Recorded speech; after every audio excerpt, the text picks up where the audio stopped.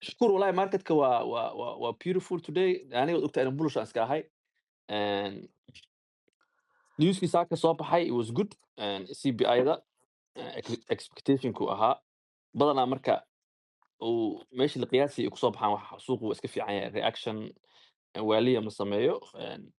Maxaa ii sheeg badanaa hadduu ka hoos dhaco ama ka kor maro ayuu suuqu mataqaana ama dhaqaaqa ama daataa ama hadda laakiin dhaqaaq yaroo fiican uu dhaqaaqay coinanka haddaan u jeedno BTC 2% nearly 3%. And waxa waaye 93 364 Ethereum 3184 BNB waxa waaye 929 Solana 143 maxaa Hyper coinka Hype waxa waaye 24 Virtual saakadii hore waxaan u jeeday isagoo $1 laga hoos mariyay hadda $1 iyo 1 cent ayuu marayaa. Sui $1 iyo 82 marka coinankii dhan oo dhalinyarada haysteen oo iska fiican yihiin. Qaar waxaan u jeedaa 5% dhaqaaqay. Fatcoin oo kale 10% uu dhaqaaqay coinankii meme coinka ahaa. Marka marketka waa okay, waa beautiful today. Qofkii trade soo qaatay hadduu rabo inuu iska gado faa'iido qaato I think faa'iidooyin oo ku jiraan ma badna laakiin faa'iido waa lagu jiraa.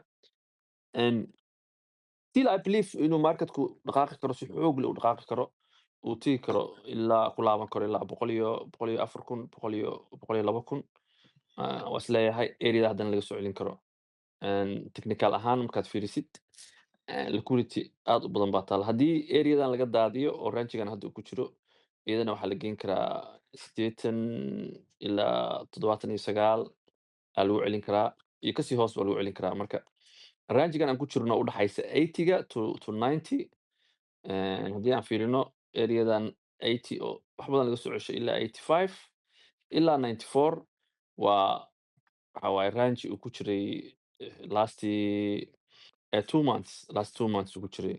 Marka ranchigan hadda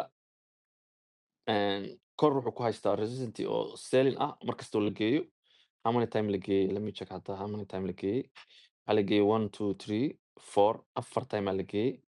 If I go to daily-ga ka badan xataa waa la geeyey daily-ga haddaan tagno. Maalmo badanaa la geeyey ilaa 5 maalmood 6 maalmood oo kala duwan laakiin kala dheer.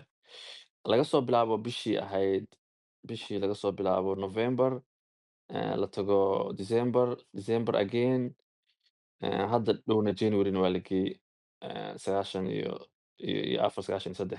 Marka ranchigan aan hadda joogno ilaa 94 95 waxa waaye meel oo lagu iibinayo qaabkan u jeedno hoosna markuu tago areadan 80-ga ilaa 85 markuu tago waa lasoo gadanayaa. Marka waxay u egtahay haddii aan si fiican u falanqeeyo waxay u egtahay accumulation marka gaalada ama ragga bag waaweyn haysta ay wixii aruursanayaan.